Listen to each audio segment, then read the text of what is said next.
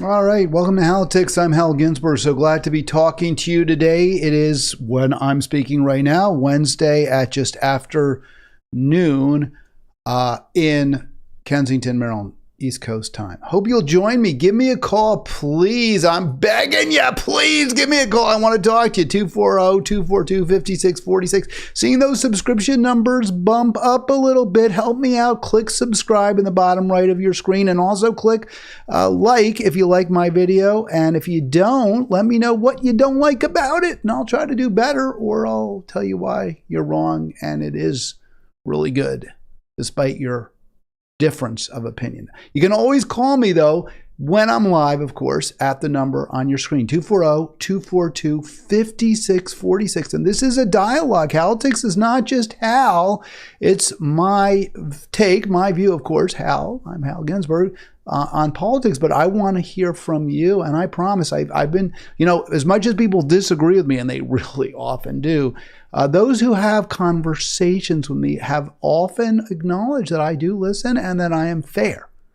I may not share your views. I may never come around to your viewpoint, but I will listen. My only requirement is it's got to be a quid pro quo. I will listen to you, I promise, but only as long as I feel comfortable that I feel confident, I feel the sense that you are also listening to me.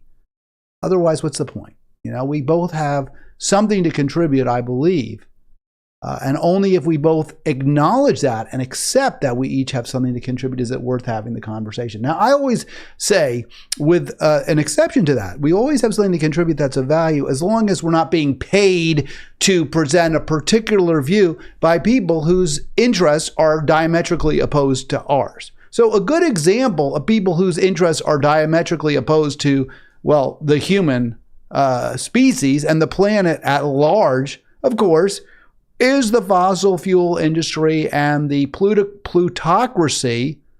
I don't want to just say plutocrats. There's a plutocracy out there that has become extraordinarily wealthy as a direct result of our consumption, our increasing, although it looks like maybe 23, maybe I'm wrong about this, it looks like maybe 23 we may have reduced somewhat our consumption from 22, or maybe I'm wrong about that, but we have been nearly every year, with the exception of the COVID year, 21, COVID-19, COVID 20, right, 2021, we may have seen a slight reduction in worldwide consumption of fossil fuels, but that's basically the only time we've ever seen a drop.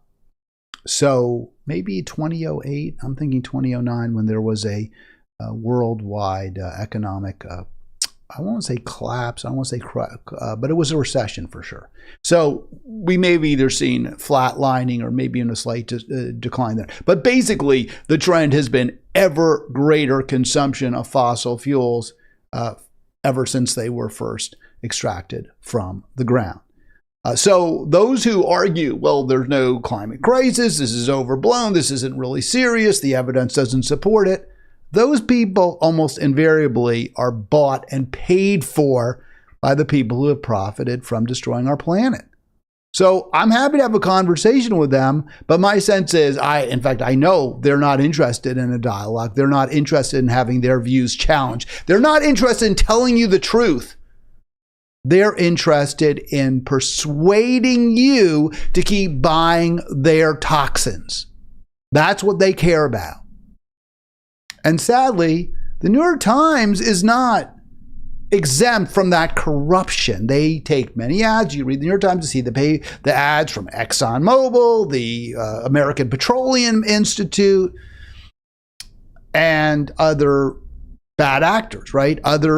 And I had someone on my program, I can't remember who it was, who analogized the fossil fuel corporation executives to Nazis and said this is basically a new Holocaust. I call it the new Holocaust, although we're seeing another genocide in Gaza right now perpetrated by the children, grandchildren, great-grandchildren of those who were victims in the Holocaust in the 1940s. So it is ironic and terrible at the same time. But the new Holocaust is the consumption of our planet in fire as a direct result of our refusal, our failure, our political inability to simply say no to the fossil fuel industry and their bought and paid for politicians who control both parties.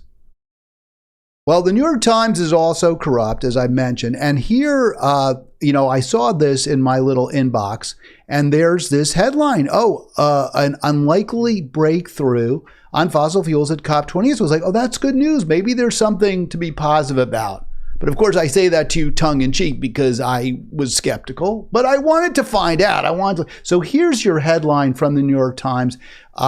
This was in my inbox, right? It says you can see, you can't see now because I took it off, but it's for subscribers because I'm a subscriber. And you can see those happy, smiley, shiny faces surrounding the Sultan there of, I think it's UAE. It says Dubai, so that's one of the United Arab Emirates. I don't know if I guess he's one of the rulers there. And he is really, really smiling. And so are the folks all around him. I mean, big grins. They are really telling you how happy they are, how they've really made a significant breakthrough. So we can really hope, we can always hope that's true. We got a video from another head of state, I don't know, a crowned head, right? Sultan is a royal, right? So the Sultan there is a royal. And we've got let's see if we can get it, another royal here. I want to see if I can get this. I was zooming to get ready for you, and so I've got to quickly get this. But here is, yes, it looks like I'm going to be able to do this. I'm always really happy and also quite surprised whenever I get things to work correctly. So let's go to this gentleman, and I don't know, can I call him? Do I call him a gentleman? I guess you're supposed to say, my lords, right? My lords, ladies, and gentlemen. So I guess I'll have to say, and he's better than a lord. This guy's the king. He's the friggin' king. So does the king have some wisdom for us? Is that even better than a sultan? I don't know. But it's pretty good to be the king, right? So here's the king of England and I guess the entire United Kingdom, right? It's the United Kingdom. So it's not just England, it's also Scotland, Wales, and Northern Ireland. Here is Charles. When we see the news that this last Northern Hemisphere summer, for instance, was the warmest global average temperature on record, we need to pause to process what this actually means. We are taking the natural world outside balanced norms and limits and into dangerous, uncharted territory. We are carrying out a vast, frightening experiment of changing every ecological condition all at once, at a pace that far outstrips nature's ability to cope. As we work towards a zero-carbon future, we must work equally towards being nature positive. With what we are witnessing, our choice now is a starker and darker one. How dangerous are we actually prepared to make our world? All right, pretty stark warning there from King Charles. I was about to say Prince. He was Prince for so long, now King. And, hats off to the King. I mean, he's spot on. We are having to ask that question. How much more dangerous are we prepared to make the world? And I was thinking when he said this, Charles is speaking a lot more bluntly, a lot more honestly, a lot more truth is coming from Charles in that little speech than you generally hear from powerful individuals. So maybe being king, because, I believe I'm a democracy. I think we should choose our leaders, our representatives, or at least they should represent us. And maybe the way we do that is through some sort of sortition process, at least for some. But because he is king, hereditarily, he doesn't have to suck up to anybody. He doesn't need money from the fossil fuel industry or from plutocrats or from APAC or the military industrial complex. He doesn't need any of that. He's just the king, period. So he has a certain freedom to speak that most politicians, most leaders either don't have or believe they don't have. You know, Barack Obama was always a bit of a neolib, at least shortly after he took office. He invariably carried water for big corporations. The Obamacare, of course, was a huge giveaway to the for-profit big pharma. Bill Clinton, the same way when he was president. But these men had tremendous power. They demonstrated through their re-elections, especially Obama's, which was, you know, he wasn't even that popular and he got a big re-election. And since they left office, obviously, they're not even running. So they don't have to placate anyone. And yet they continue to carry water for the worst, you know, forces on the planet destroyers. Obama bragging to the Carlyle Group about how he made us the #1 producer of the United States of oil in the world. So our democracy has not led us to particularly good leadership.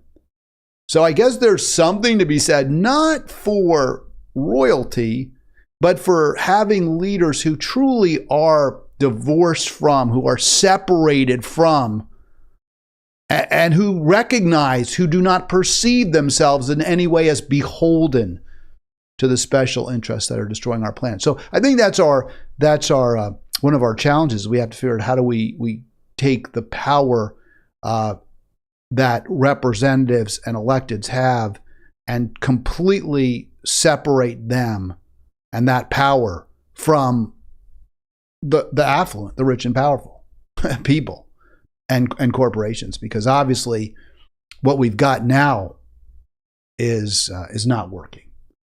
But again, we go back to Dubai. Maybe it is working because you can see that very happy Sultan, uniquely suited to achieving consensus at Dubai on COP28 to start a serious global effort to seriously tackle fossil fuel emissions.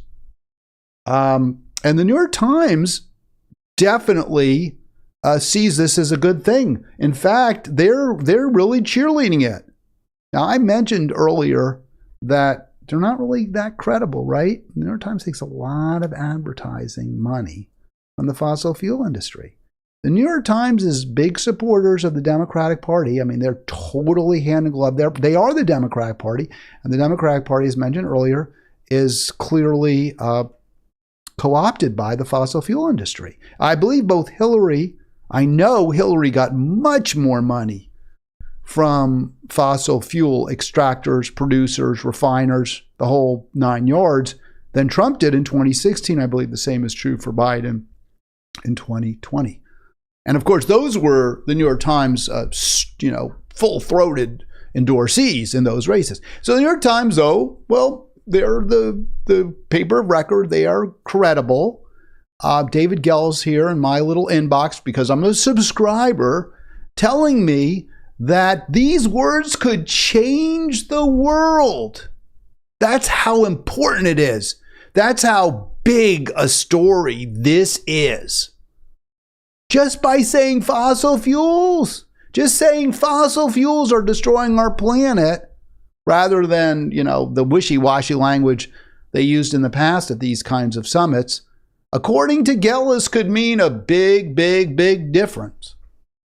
And, look, they're saying we've got to transition away. Well, not immediately, not by taking drastic steps right now to significantly hike up the cost of fossil fuels to consumers, which is what would actually address the problem. No, they're not going to go that far, but adjust orderly and equitable manner. And who could object to just, orderly, and equitable, except for like all the species that are being extinguished by our continued consumption of fossil fuels? Maybe they would object. Maybe our grandchildren, who are definitely looking at a planet that's going to be well over 1.5 degrees Celsius hotter than in pre-industrial times, with many of our cities inundated, underwater, millions and millions of climate refugees, perhaps 1 billion. Maybe they wouldn't like a just, orderly, and equitable. I mean, everyone loves equity. Everyone loves justness. Everyone likes orderly, except those are just excuses, buzzwords, to avoid immediate steps. And I would be like, okay, well, we can only expect so much and no more from these global leaders. But at least if there's something that, targets, hard targets, there's carrot and stick approach. You reduce your consumption going forward. You take immediate steps right now. You get certain, benefits, advantages. Developing, like the carrot approach, developing country starts building bike paths right away, maybe does raise the cost of fossil fuels via a tax. They're going to get immediate assistance from wealthy nations. That would be a carrot approach, right? You're giving a country that does something good something in return for doing that, because it is somewhat costly. It is costly. You raise taxes on fossil fuels, it will cost money. Now, I say you return it to the people who are harmed by that, poor, struggling, working people, but still there are going to be impacts, or at least there'll be alleged impacts from doing that. So, let's have that carrot approach, and let's also have a stick. If you don't take the essential steps to cut consumption, if you keep building coal-fired plants and liquefied natural or methane gas ports, then you're going to have to pay significant costs for doing that. There'll be a price that will be assessed. That would be the stick approach. That would perhaps, depending if the carrot is generous enough and the stick is big and hard enough, maybe that would make a difference. So is that what's in this plan, this new statement? Are they really? Because remember, these are two little words, fossil fuels, that are going to change the world, change the trajectory. Is that what we're seeing here? No. The text is not as clear as many leaders, activists, and scientists had hoped. It includes caveats and wiggle room. Non-binding. Do whatever the hell you want.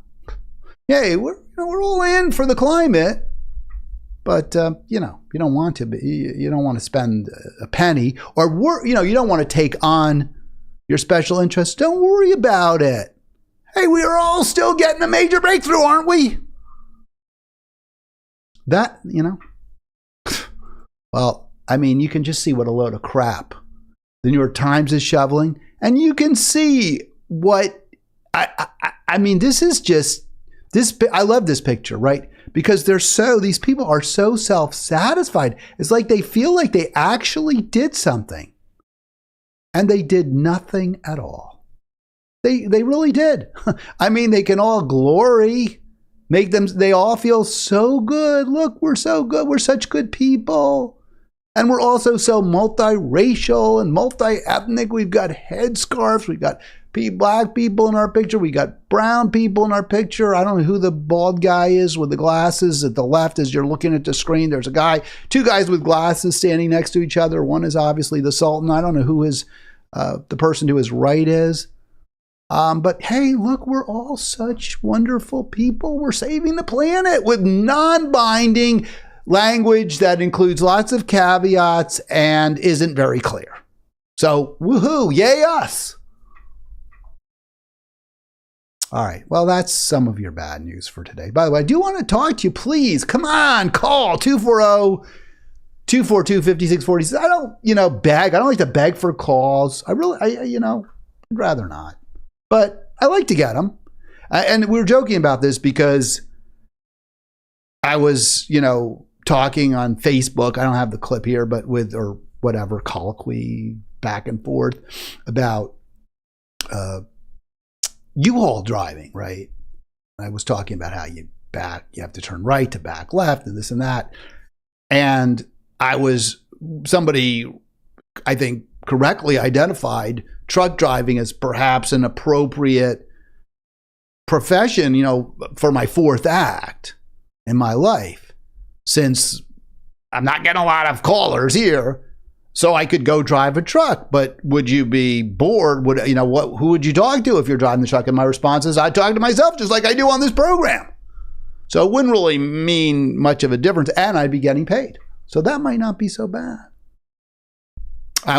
Getting back to Harvard, this story I've been flagging quite a bit, and really it's the Ivy League. Well, they say Ivy League, but MIT technically, MIT maybe.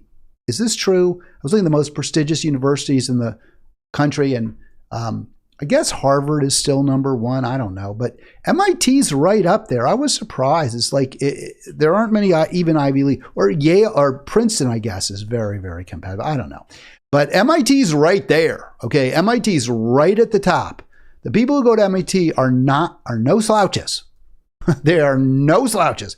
And the president of MIT was also there at Harvard. Not at Harvard. It's right next to Harvard. The campuses are practically adjoining in Cambridge. But no, the president of MIT, whose name escapes me, was at the congressional hearing where Elise Stefanik was able to accomplish what some Penn trustees have been trying to do for months. That is, get Liz McGill fired, but apparently failed in her endeavor to get Claudine Gay also fired from her position as an Ivy League president of Harvard. Claudine of Harvard, Claudine Gay.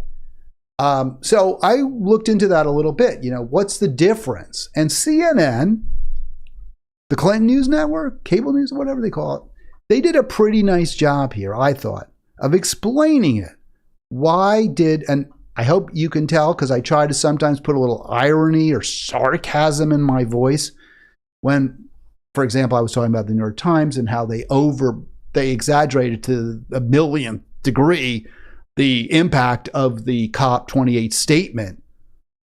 Oh, the two little words that are going to change the world. It was a load of crap. So when I was talking about that, I hope you caught some of the irony. No irony here. CNN did a really good job, in my opinion, of explaining exactly why Claudine Gay still has a job. And I will get into that in a minute, but I want to just express before I get into this, and I'm not going to give you the specifics today, but how disappointed I am in Brianna Joy Gray from The Hill Rising, who has been championing Claudine Gay in recent programs and touting her as a defender of free speech and expressing the view that she's being targeted by right-wing zealots, nuts, whatever term you want to use, like Elise Stefanik and this guy, Christopher Lupo, I think his name, who's published some excerpts from her, Claudine Gay, now the president of Harvard, former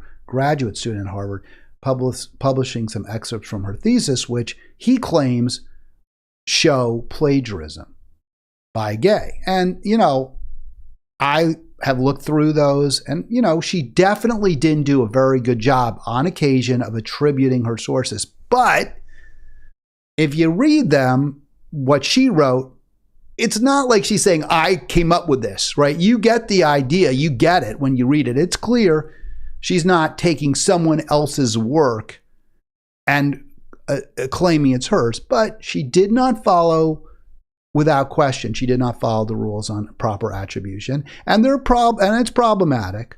It's not like it's okay because, maybe she followed the spirit of the law, but not the letter. She clearly didn't follow the letter, basically because she paraphrased from her sources very, very closely paraphrased without putting quotation marks around those paraphrases.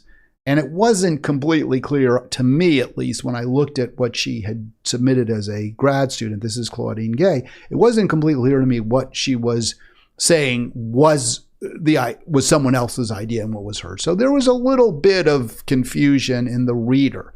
So that's bad. That's not appropriate. You're a grad student. She wasn't like a college student. She wasn't an undergrad at this point.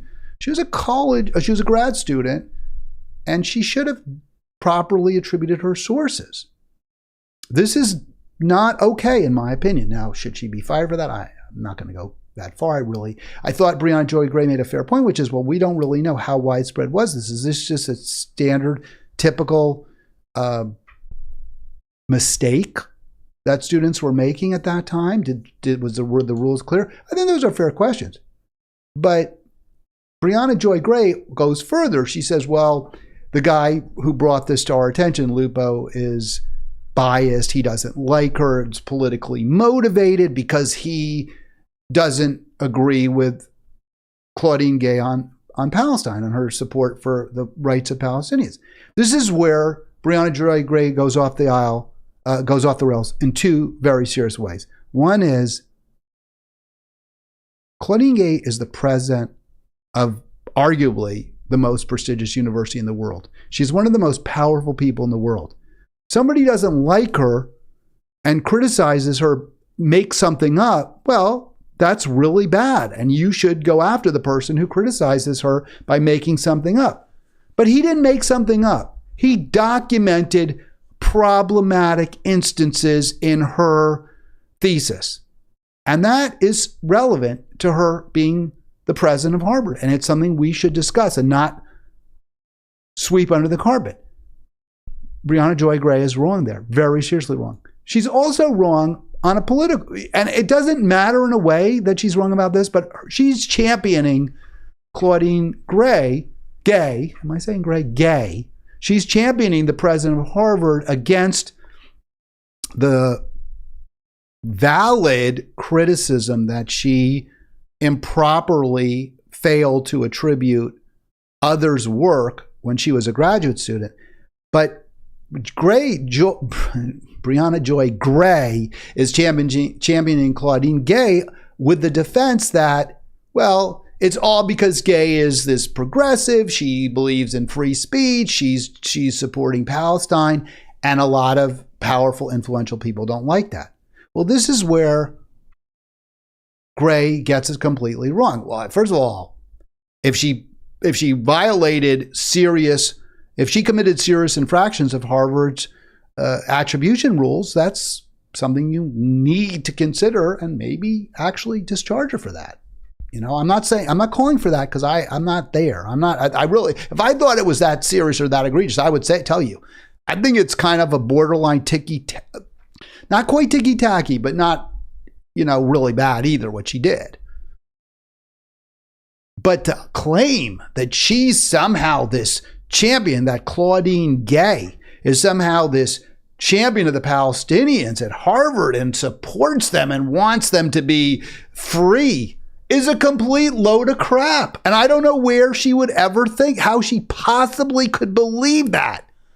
If you just look at what Claudine Gay has done in the past few months at Harvard, it's very, very clear that she doesn't side with the real victims, the Palestinian people. It's very clear that she's bent over backwards to placate the wealthy donors and influential Jewish students and graduates who have been jumping up and down screaming anti-Semitism, even when the evidence in support of such a claim is non-existent or barely there. If you really, really squint hard with and use a magnifying glass, you might find something.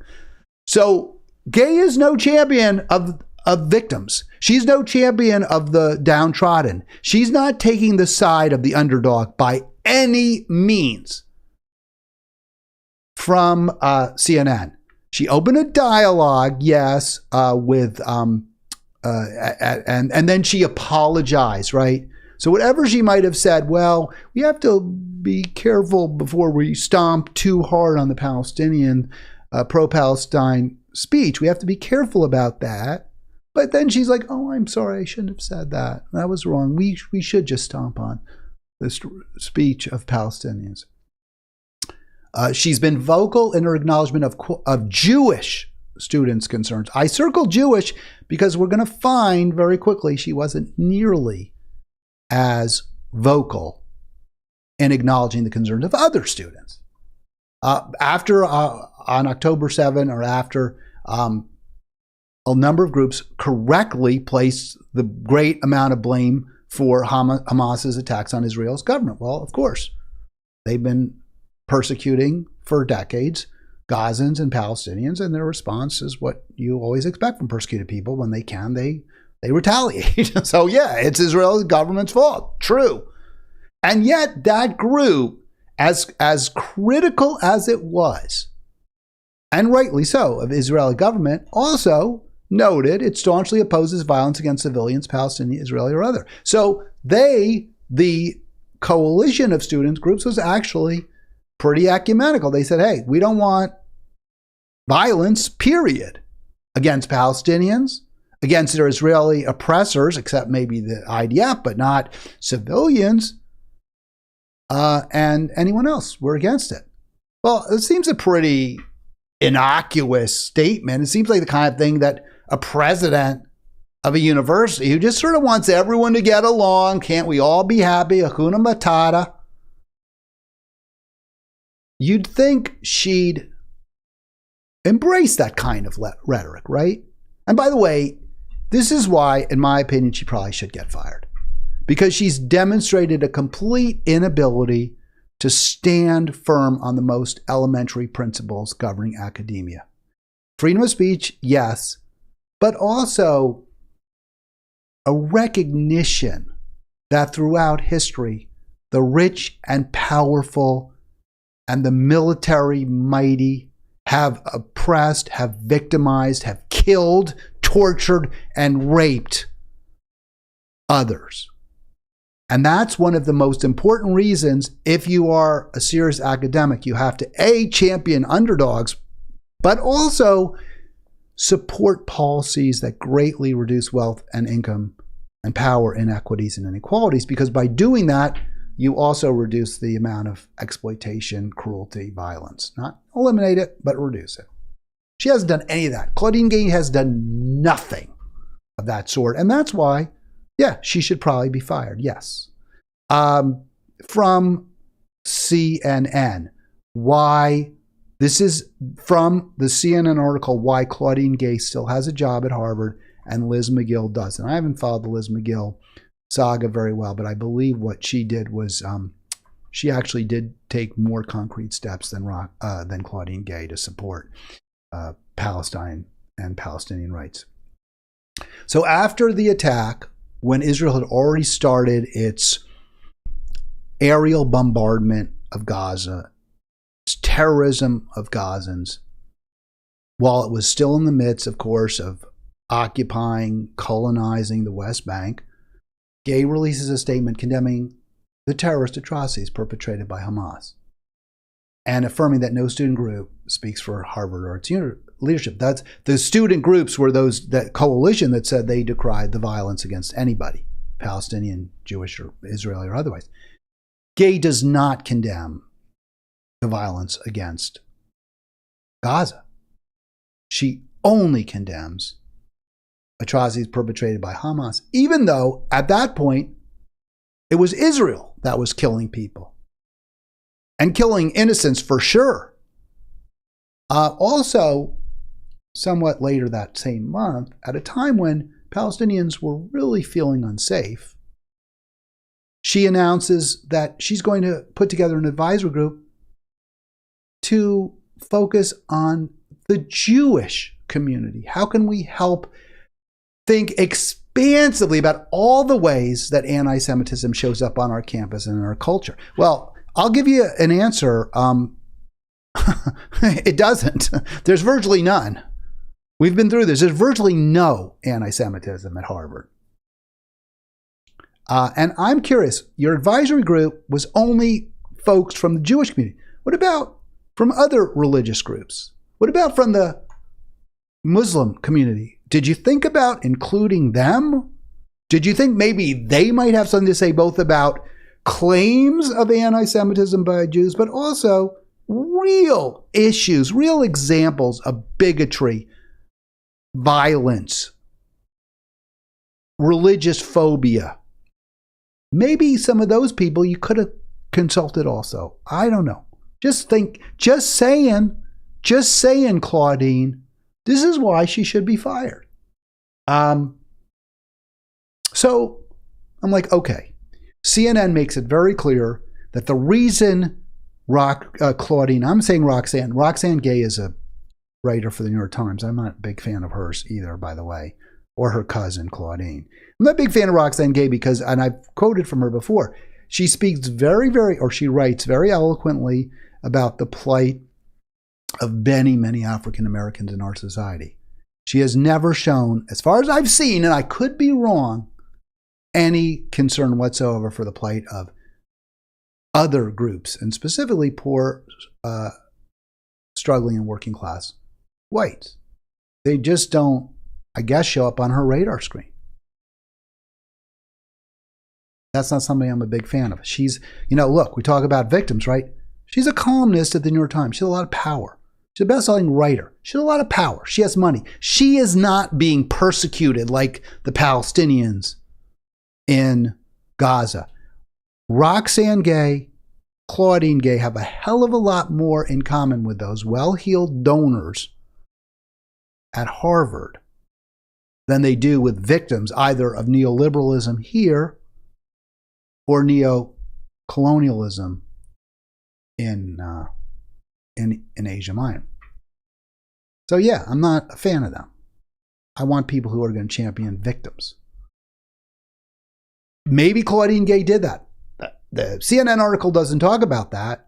So I tried to find a little more evidence. I tried to find any evidence at all that in fact Claudine Gay has spoken out against Islamophobia, has spoken out against violence against Muslims. So this is from Journal of Higher Education, October 20 this year. Harvard scholars, president has been mum about Palestinians. So she hasn't. I mean, there it is. There you have it. 13 days after Israel had commenced and never stopped retaliating against Gaza, Claudine Gay couldn't be bothered to say one word about it. That's why she should be fired. That's, by the way, why she hasn't been fired. That's why she hasn't been fired. And this is from that same article that Gay was asked by nearly 80 Harvard scholars, saying, "Hey, you're not protecting the free speech of Palestinians, or Arab, or Black, or Muslim students. You have failed to condemn Israel's killing of Palestinian civilians. You are willfully ignoring the legitimate fears for their safety of their allied students." This is what's happening. Claudine Gay, from before day one, was on the side of those Jewish students, Jewish alumni, Jewish donors, and their allies who were fretting and wringing their hands about anti-Semitism that didn't exist at Harvard. At the same time, she was completely ignoring the real victims, Palestinians, the Muslims. But we tortured Muslims, remember? Do you remember those pictures of Abu Ghraib? That's what we did to Muslims. Those are how come that's why she should be fired. And that's why Breonna Joy Gray, your support for her is incredibly disappointing. All right, you want to see an example of real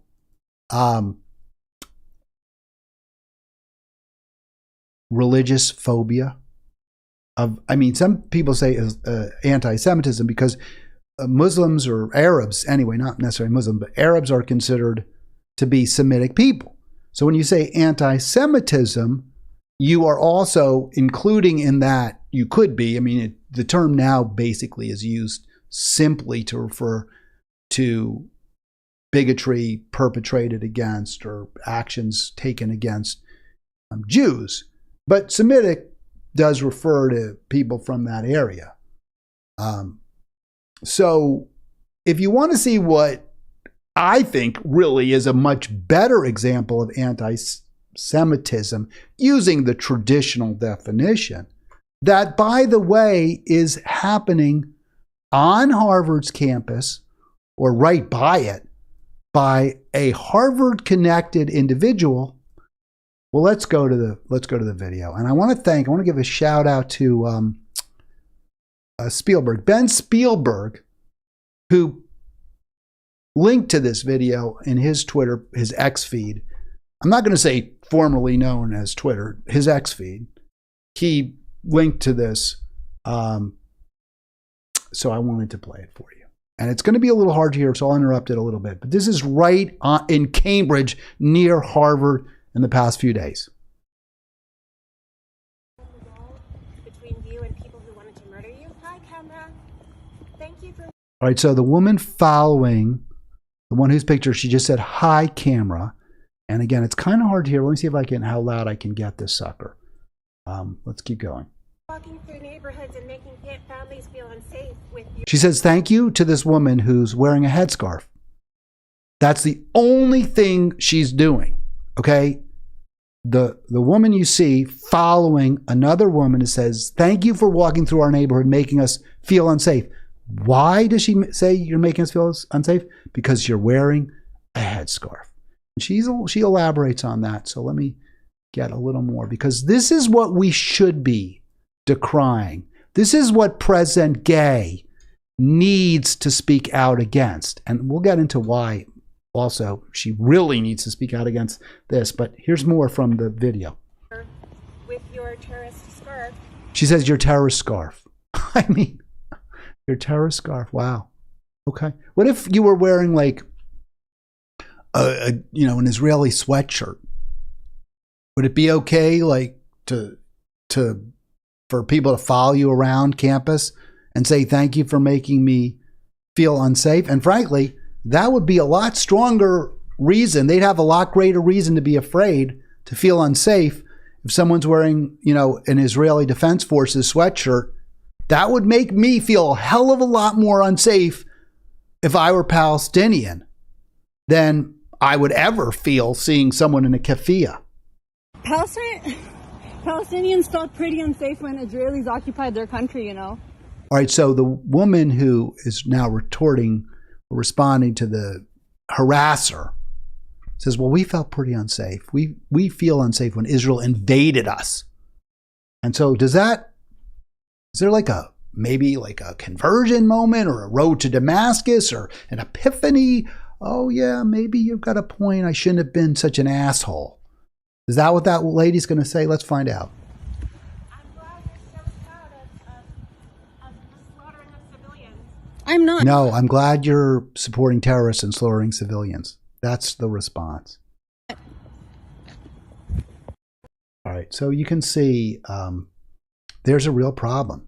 There's a problem with Islamophobia at Harvard. And I would have said, look, I'm not a big believer in you take one example and just suddenly blow that up into this huge problem, right? Like the guy at Cornell who threatened to kill Jews, that was a bad thing. It's very bad. It's not, but it was one person. It was a one-off. It's not emblematic. Oh, sorry about that. It's not emblematic of, in my opinion, it cannot be taken as evidence of some kind of conspiracy against Jews that's being hatched. What about, though, you might say, well, that was just one woman. Why are you making a big deal about this? It's just one person. It's no conspiracy.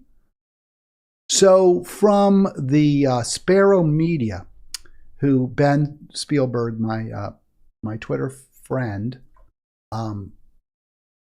he cross-posted this video, and that's where I found out about it.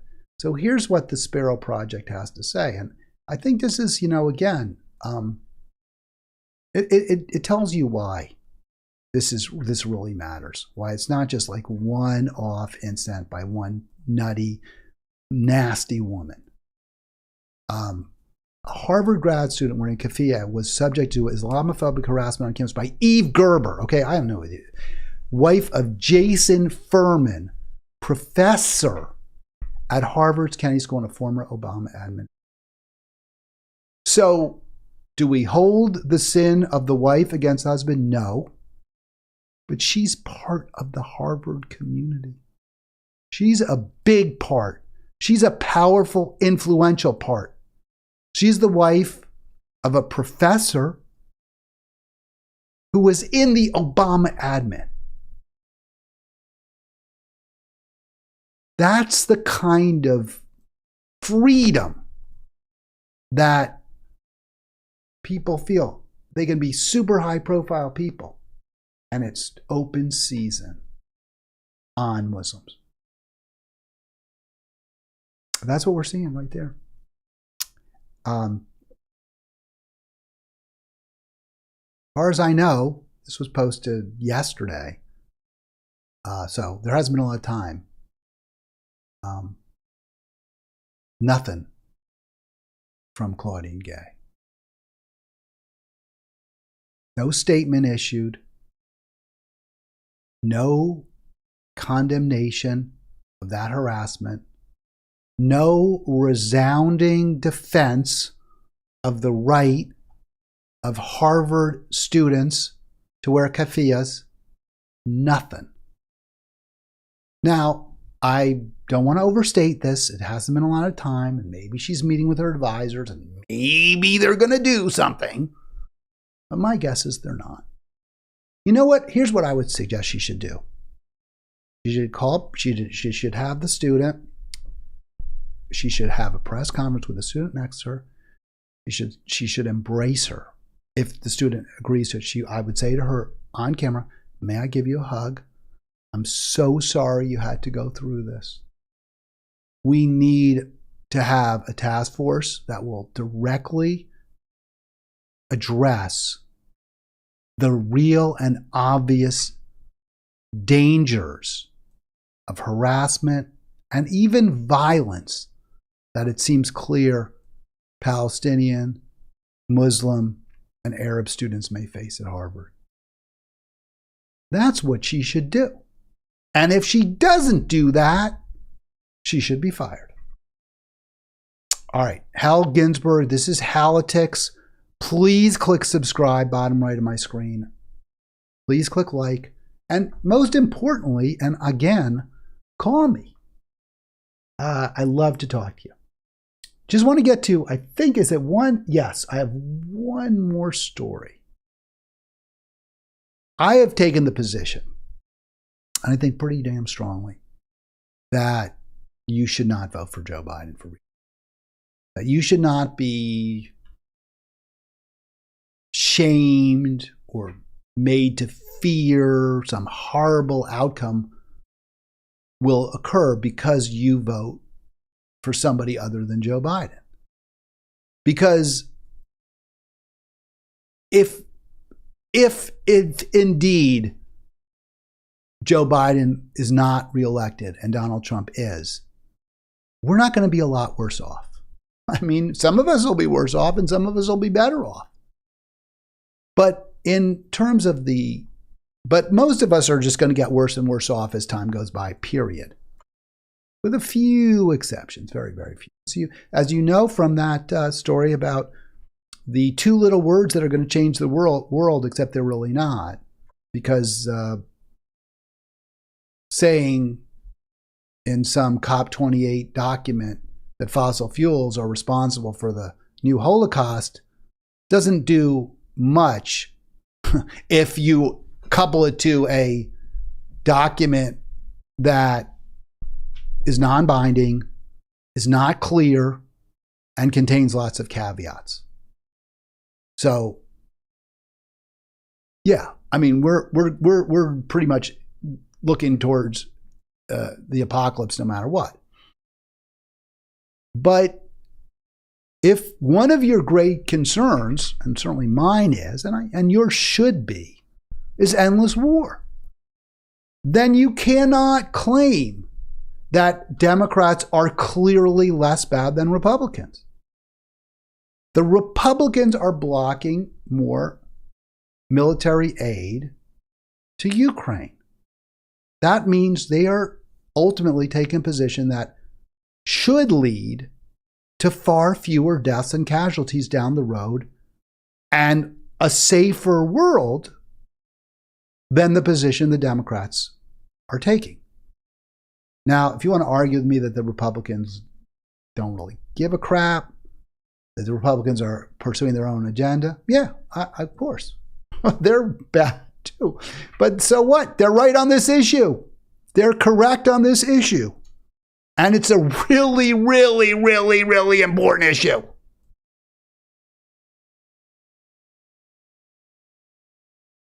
Vote for Jill Stein. I'm not going to tell you to vote for Dr. West. I heard, was it, what's that guy's name? Who does Jordan Sheridan, right?